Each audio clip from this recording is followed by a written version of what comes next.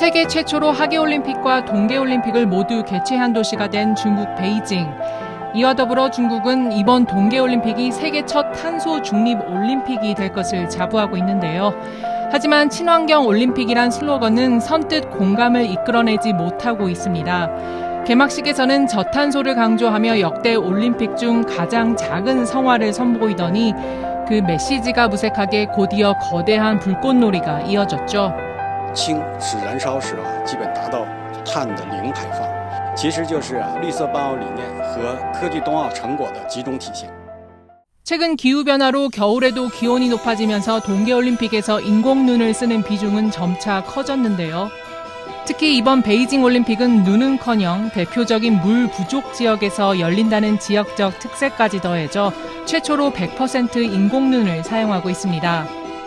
An artificial winter landscape is being created, which is of course extremely water consumptive in an area that is suffering under severe water scarcity. 중국은 올림픽 전 경기장의 전력 공급에 신재생에너지를 사용한다며 친환경을 강조하지만 다른 한쪽에선 엄청난 양의 물과 전력이 가짜눈을 만들기 위해 사용되고 있는데요. 석탄 중독이라 불릴 정도로 석탄 발전 비중이 높은 중국은 2020년 기준 전체 전력의 약 60%를 석탄 발전에 의지하고 있습니다. 하얀 눈으로 뒤덮인 스키장과 도로, 올림픽촌까지 이 모든 것도 올림픽을 위해 새로 만들어진 것이죠. Building all that infrastructure every 4 years from scratch, so each time they will be releasing huge amounts of CO2 for creating all these new venues and infrastructure. I think that is a thing to worry about. 전문가들은 또 인공눈을 위해 지하수를 동원하고 주변 지역 저수지에 물을 끌어다 쓰는 것이 자연적인 물 순환과 생태계에 악영향을 미칠 것이라고 우려합니다. 국제올림픽위원회에 따르면 이번 동계올림픽을 위한 인공눈 제조에는 1억 8,500만 리터의 물이 필요한 것으로 추산되는데요. 이는 무려 올림픽 수영장 74개를 채울 수 있는 엄청난 양이지만 일부 전문가들은 이 수치마저 과소평가됐다고 지적합니다. 베이징 동계올림픽 개막식에서 한복이 등장한 것을 두고 논란이 확산하는 가운데 미국 패션 잡지 보그가 한복을 한프로 소개한 것이 알려지면서 또다시 비판이 일고 있습니다. 지난 4일 열린 개막식에서 한복을 입은 여성은 중국 국기를 전달하는 중국 내 소수민족 중 하나로 등장했죠.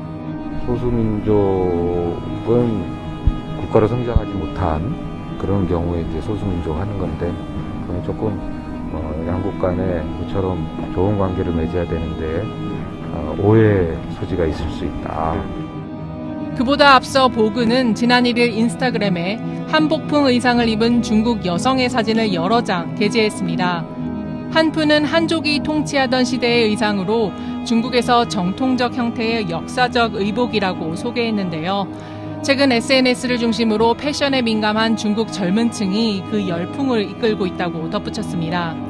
해당 게시물에 모델로 등장한 중국인 유튜버 쉬인은 앞서 한국의 전통 의상인 한복이 한푸의 영향을 받은 것이라고 주장해왔는데요. 역사를 존중하라며 중국의 한복 왜곡에 맞선 한국 네티즌들의 한복 챌린지를 비판하기도 했죠.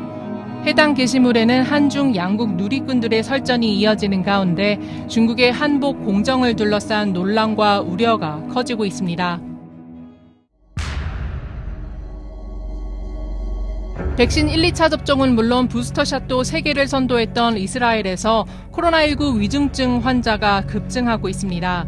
현지 시간 6일 이스라엘 보건부는 코로나19 위중증 환자가 대유행 이후 가장 많은 수를 기록했다고 밝혔는데요. 어찌된 일일까요? 먼저 지난해 여름 이뤄진 3차 접종의 효과가 떨어졌다는 분석이 나옵니다. 코로나19 백신이 중증 악화를 예방하는 데 효과가 있다는 것은 여러 차례 연구로 밝혀진 바 있는데요. 시간이 지나 부스터샷 효과가 감소하면서 중환자 수가 증가한 겁니다. 4차 접종을 시작하긴 했지만 접종률은 아직 낮은데요. I'm not rushing anywhere. I'm not going to take it at the moment.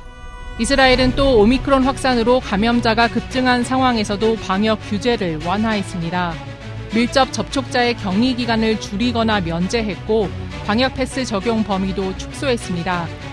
현재 우리나라의 경우 폭증하는 확진자 수가 위중증 환자의 증가로 이어지진 않고 있는데요.